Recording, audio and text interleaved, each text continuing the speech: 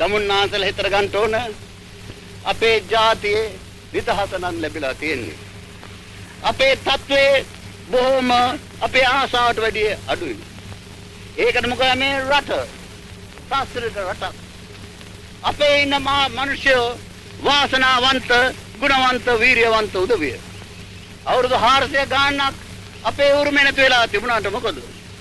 අපේ උරුමේ ආයත් ලැබිලා තියෙන නිසා ඒ උරුමේ සම්පූර්ණ ප්‍රයෝජනය ගන්නට නම් තමුන්නාන්සලා සියලු දෙනාගම වීරියෙන් මේ තරම් ප්‍රයෝජනයක් ඇතුණයි කියලා හිතන් පිටා ගන්නවා නම් තමුන්නාන්සලා මං ඉල්ලන්නේ තමුන්නාන්සලා කල්පනා කරන්ට පුජ්‍යලික වශයෙන් නෙවෙයි.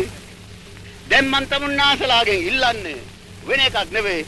මා සමග අපි සමග මේ සියලු දෙනාම එක්ක වෙලා හිටම් අපේ ජාතිය නගන්ට සියලු වැඩවලටම යෙදලා හිටම් ක්‍රියා කරමු කියලා හිටම් බගාපත්ව තමුන්නාන්සලා මං ඉල්ලන්ට මේ බලාපොරොත්තු වෙන්නේ.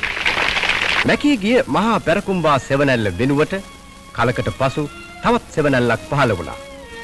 ඒ ප්‍රතාපවත් මහා මාන්‍ය ඩී.එස්. සේනානායක මැතිතුන්ගේ මහා කළු සෙවණැල්ලයි. අබල දුබල ගොවියාට නවපණක් ලබා දෙමින් ඔහුගේ ඉදිරි ගමන දිරිගැන්වූ මේ ශ්‍රේෂ්ඨ සිංහල නායකයාගේ අරමුණ වුණේ අදිෂ්ඨානයේ වුණේ මේ රටේ ගොවිකම නගාලීමයි.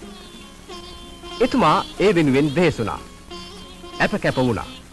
මහා සෙන් මහා පැරකුම් රජවරුන්ගෙන් පසු ලක්දිව ජනිත වී මුළු මහත් ජාතියේම ගෞරවාදරයේ දිනූ ඩොන් ස්ටීවන් සේනානායක මැතිතුන් ශ්‍රේෂ්ඨ නායකයෙක්. එතුමාගේ ගුණ කදම්භය වසක් පාසා සිහිපත් කරන්නේ රටටත් ජාතියටත් සිදු වූ අමරණීය සේවය නිසාමයි. මීගමු දිස්ත්‍රික්කයට අයත් හාපිටිගම කෝරළේ බෝතලේ සේනානායක වලව්වේදී 1884 ඔක්තෝබර් 20 වෙනිදා උපන් එතුමා පවුලේ තුන්වෙනි පුත්‍ර රත්නයයි. එතුමාගේ පියා මුදලින්දු ඩොන් ස්පාටර් සේනානායක මැතිතුමායි. මව සේනානායක මැතිණිය. එෆ්.ආර්. සේනානායක, ඩී.සී. සේනානායක යන සහෝදරයන් දෙදෙනෙක්ද සොහොයුරියක්ද එතුමාට සිටියා. එතුමා ඉගෙනුම ලැබුවේ ශාන්ත තෝමස් විදුහලෙන්. තරුණ කාලේ අසුපිටින් යාම විනෝදාංශය කරගත් මෙතුමා ක්‍රීඩාවටද දක්ෂයෙක් වුණා. 26 හැවිරිදි ඩී.එස්. සේනානායක මැතිතුමා මෝර්ලී දුනුවිල මෙනවිය සමග විවාහ වූයේ 1910 මේ යුවලගේ පුතුන් දෙදෙනා ඩඩ්ලි ෂෙල්ටන් සේනානායක, රොබර්ට් පරාක්‍රම සේනානායක. දෙතුසොයුරු එෆ්.ආර්. සේනානායක මැතිතුමා සමග අමද්දප ව්‍යාපාරයට බැඳී ක්‍රියා කළ ඩී.එස්. සේනානායක මැතිතුමා 1915 අඳුරු යුගයේ වැලිකඩ හිරගෙදර සිරාඩස්සියට පත් වුණා. එතුමා ජාතික සේවයට අප කැප වුණේ එතැන් සිටයි. 1931 දී එතුමා රාජ්‍ය මන්ත්‍රණ සභාවට පත් වූයේ නිතරංගයෙන්. මිනුවන්ගොඩ ආසනය එදා එතුමා නියෝජනය කළා. රාජ්‍ය මන්ත්‍රණ සභාවේ කෘෂිකර්ම අමාත්‍යවරයා වූ ඩී.එස්. සේනානායක මැතිතුමා අනාගත ශ්‍රී ලංකාවේ සෞභාග්‍ය රජරට නටබුන් වූ වැව් තුලින් දුටුවා. මින්නේරිය වැව, පරාක්‍රම සමුද්‍රයේ වැනි රජරට වැව් ප්‍රතිසංස්කරණය කිරීමේ මහා ව්‍යාපාර එතුමා ආරම්භ කළා.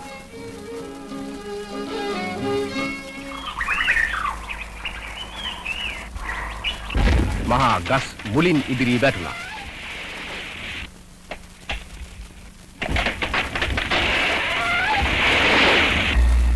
යන්ත්‍රෝපකරණ ක්‍රියාත්මක වුණා. ඝන කැලෑ එලිපෙහෙලි වුණා.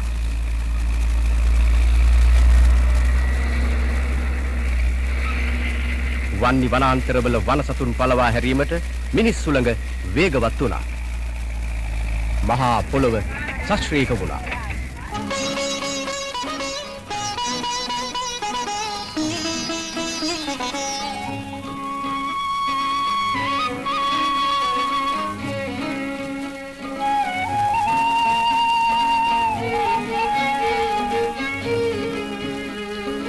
එතුමා මින්නේරිය, හදවිය, පොළොන්නරුව, හිඟුරක්ගොඩ පළාත්වල ජනපද පිහිටුවීමට පුරෝගාමී වුණා. තම අරමුණ මුදුන්පත් කර ගැනීමට සහයෝගය පතා ගොවියන් හමු වූවා.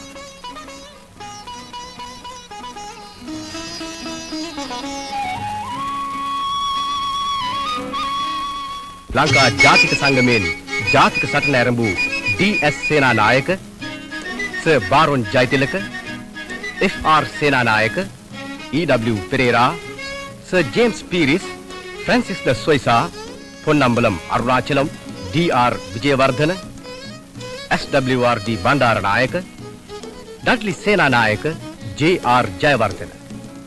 දෙවන ලෝක මහා සංග්‍රාම සමයේදී පිහිටුවන ලද ලංකා යුද්ධ කොමිෂන් සභාවේද ඩී.එස්. සේනානායක මැතිතුමා නියෝජිතයෙක් වුණා.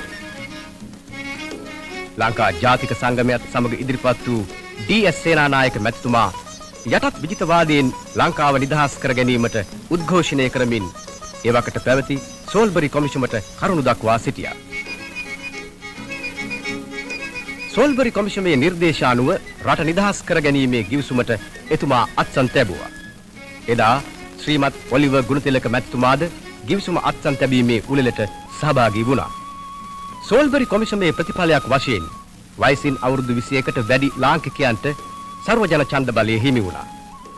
මුල් වරට පක්ෂ ක්‍රමයේ ඇතිවීමෙන් පසු 1947 පැවති මහා මැතිවරණයේදී ආසන 40ක් දිනා ගනිමින් ඩී.එස්. සේනානායක මැතිතුමාගේ නායකත්වයෙන් යුත් එක්සත් ජාතික පක්ෂය මුල් තැන ගත්තා.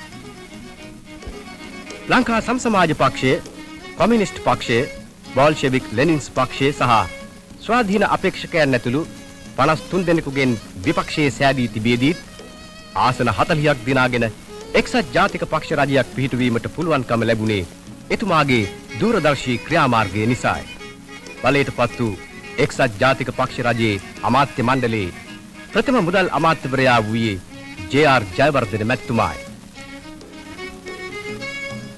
1948 පෙබරවාරි 4 වෙනිදා ශ්‍රී ලංකාව නිදහස් නිවාල් රටක් බවට පත් වුණා.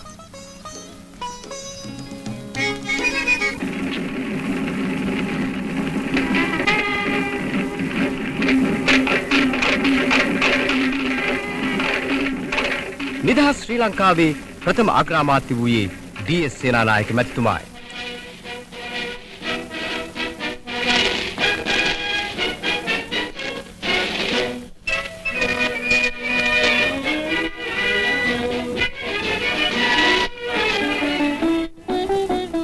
එක්දහස් 949 පළමු වන නිදහස් සංවත්සරයේදී නිදහස් ස්ථාපිත කරමින් නිදහස් අනුස්මරණ ශාලාවට එතුමා අතින් මුල්ගල තැබුණා.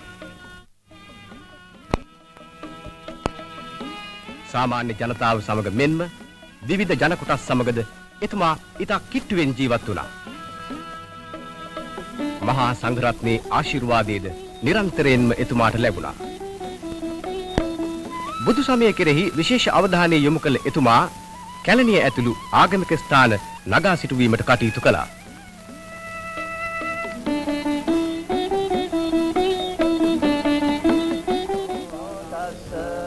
එවකට නෂ්ටාවශේෂව පැවති මහියංගන චෛත්‍ය රාජානන් ප්‍රතිසංස්කරණය කිරීමේ කටයුතුද ආරම්භුනේ ඩී.එස්. සේනානායක මැතිතුමා අතින්. කෘෂිකර්මයේ නගාලීමට වෙහෙස මහන්සි වූ එතුමා අගමැති වීමෙන් පසුවත් ගොවි ජනතාව හමු වී සැප දුක් සොයා බැලුවා. මින්නේරිය ජනපදය, කටියාව ජනපදය, පොළොන්නරුව සහ මහයිලුප්පල්ලම ගොවිපළටත් ගොස් අඩුපාඩුකම් විමසුවා. මේ සෑම ගමනකටම වර්තමාන ජනාධිපති ජේ.ආර්. ජයවර්ධන මැතිතුමාද කැඳවාගෙන යා ගත කළේ ඉතා ඡාම් දිවි පෙරටක්. කාර්ය බහුලව ගත කළත් එතුමාගේ පෞල් දිවිය ඉතාමත් ආදර්ශමත් එකක් වුණා. අවස්ථාවක් ලැබුව විට මුණුපුරන් කා එක් වී සුරතල් බලමින් විනෝද වීමටද එතුමා අමතක කළේ නැහැ. නිදහස් ලංකාවේ ප්‍රථම අග්‍රාමාත්‍යවරයා වූ ඩී.එස්. සේනානායක මැතිතුමා විදේශ නායකයන් සහ සම්බන්ධකම් පවත්වා ගත්තා.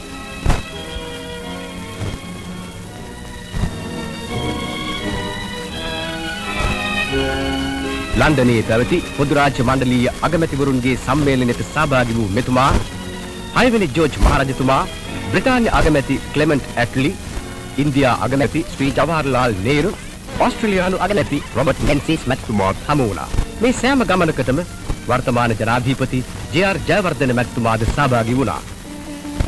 1947 සිට 1951 දක්වා වූ කාලය තුල කෘෂිකර්මයේ මෙන්ම කර්මාන්ත සංවර්ධනයේද එතුමා අතින් ප්‍රබෝධමත් වුණා.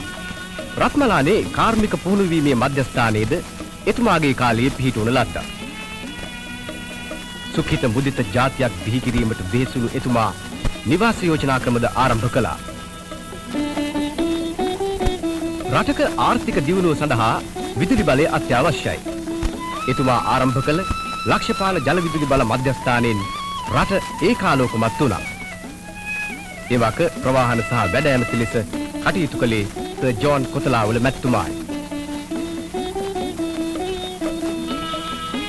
මේ රටේ මුල් වරට විශාල කර්මාන්ත ශාලාද එතුමාගේ යුගයේදී පිහිටවනු ලැබුවා. කන්තලේ සීනි කම්හල එහි වැදගත් සංදිස්ථානයි.